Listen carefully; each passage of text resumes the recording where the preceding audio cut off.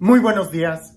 Ya es domingo. Es tiempo de que nos acerquemos al Señor, que escuchemos su palabra. Y es que su palabra es viva y eficaz. Su palabra es como una espada de doble filo, diría San Pablo, que entra a nuestro corazón y descubre las intenciones que tenemos.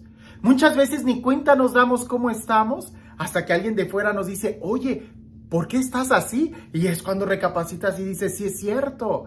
Pues la palabra de Dios descubre lo que hay en nuestro interior. Incluso San Agustín, cuando trata de describir la palabra de Dios, dice que es una carta de amor. ¿Y quién no va a enternecerse o a descubrir su corazón cuando lee una carta de amor que está dirigida hacia él?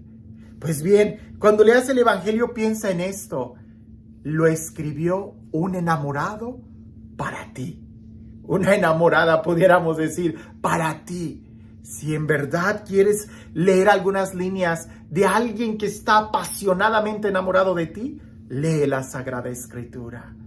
Cuando yo leía el Evangelio el día de hoy, hace poco también salió este Evangelio, casi siempre me había enfocado de una manera superficial en la perseverancia de la mujer o en Jesús. ¿Por qué Jesús habrá actuado así?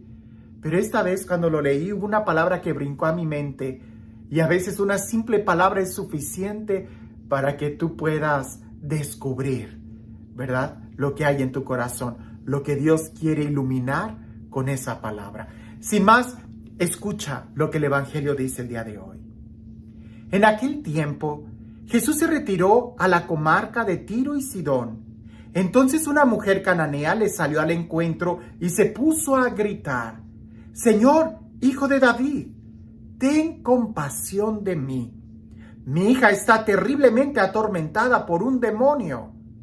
Jesús no le contestó una sola palabra, pero los discípulos se acercaban y le rogaban: atiéndela, porque viene gritando detrás de nosotros.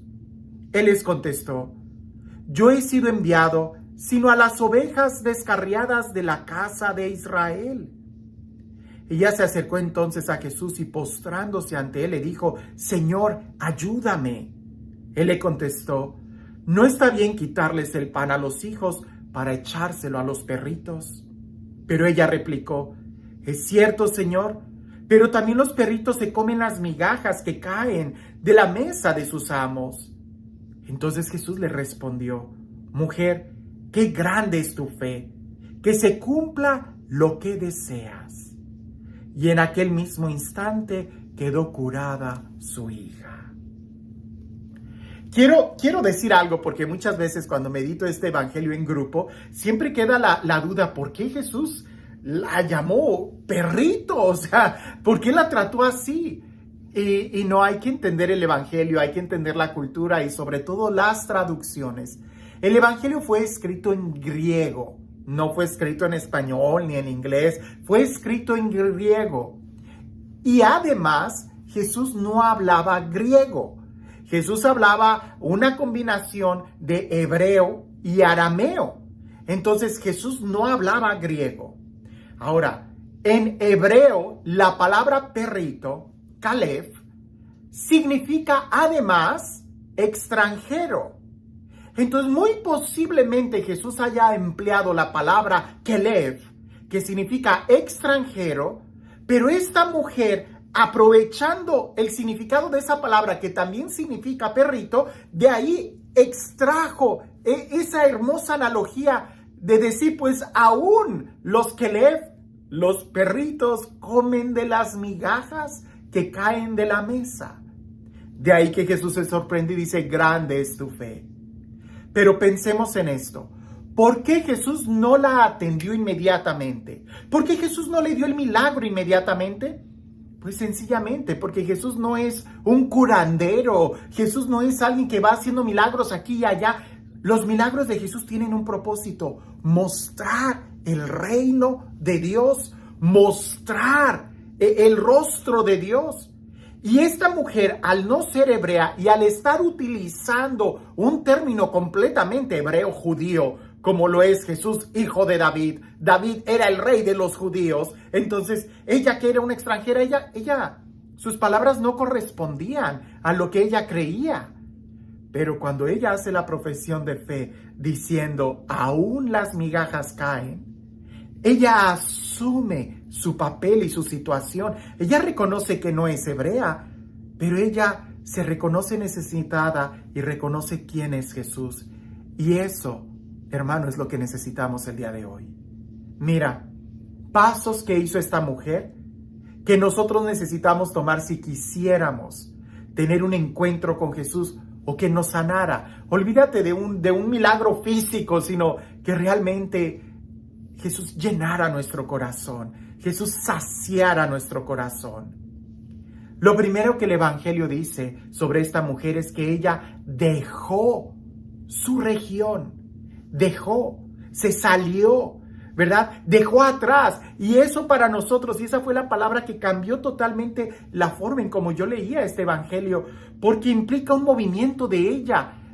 Muchas veces nosotros queremos acercarnos a Jesús sin dejar nuestro pecado, sin dejar el rencor, sin dejar el egoísmo, sin dejar las tentaciones, y así no es posible. Tenemos que dejar, pudiéramos decir, todas las ataduras, tendríamos que dejar todos los apegos, dejar para poder ser libre, para poder seguir a Jesús. Lo primero es dejar. Lo segundo es hacer una profesión de fe como esta mujer, que ella con sus labios le decía, Jesús, hijo de David, ten piedad de mí, misericordia. Pero no es suficiente. Así como no es suficiente dejar el pecado, sino que además necesitas hacer una profesión de fe, es decir, una convicción de lo que crees y de lo que vas a querer vivir. También lo que es importante y que ella hizo fue postrarse a Jesús. No fue sino hasta que ella lo adoró cuando se entabló el diálogo. Antes de ese momento, ella iba haciendo la profesión de fe como una loca, como una merolica, gritando, que hasta los discípulos le dicen a Jesús, ya concédele, nos está molestando. Pero, nuevamente, no es suficiente hacer la profesión de fe, aunque lo grites. Necesitas adorar. Necesitas postrarte, necesitas reconocer quién es Jesús en tu vida y ese reconocer quién es Jesús en tu vida parte de cómo está tu vida. Ella sabía que necesitaba a Jesús, que necesitaba una intervención milagrosa, que necesitaba a Jesús, que Él era el único. Y el cuarto punto, que creo que es el que cambia totalmente, es la capacidad de poder comer el pan de los hijos. Fíjate bien. Es necesario salir de nuestra situación de pecado, si no, no vamos a tener un encuentro con Jesús. Es necesario hacer una profesión de fe. Es necesario adorar a Jesús y es también necesario el que nosotros comamos el pan, que estemos dispuestos a recibirlo, porque si no, entonces no vas a poder tener comunión con Él. Y cuando me refiero a comer el pan, sí, me estoy refiriendo a la Eucaristía, a vivir en gracia y hacer lo posible para acercarnos a Jesús y estar en comunión con Él. El Padre, Dios Padre, quiere que nosotros seamos hijos. Por eso nos da el pan de los hijos. Por eso nos da a su Hijo, para que nosotros no seamos hijos en el Hijo. Tenemos que vivir como hijo, así que pudiéramos hacer las preguntas de reversa. ¿Vivimos como hijos de Dios? ¿Estamos adorando a Jesús? ¿Realmente nuestra profesión de fe es clara? Y la cuarta, la primera es, ¿hemos dejado el pecado? Este Dios lleno de amor, de misericordia, este Dios que todo lo hace nuevo, que sea Él quien te bendiga, en el nombre del Padre, del Hijo y del Espíritu Santo. Como una reflexión, una paloma no puede volar hasta que no se le corta todo hilo. A veces pensamos que las palomas no vuelan cuando tienen grandes cadenas, ¿no? Aunque las amarres con un pequeño hilo de seda, tampoco vuelan. Lo mismo sucede con nosotros. Si no somos capaces de dejar todo pecado, aunque sea un pecado pequeñito que nos tenga atados, no vamos a volar.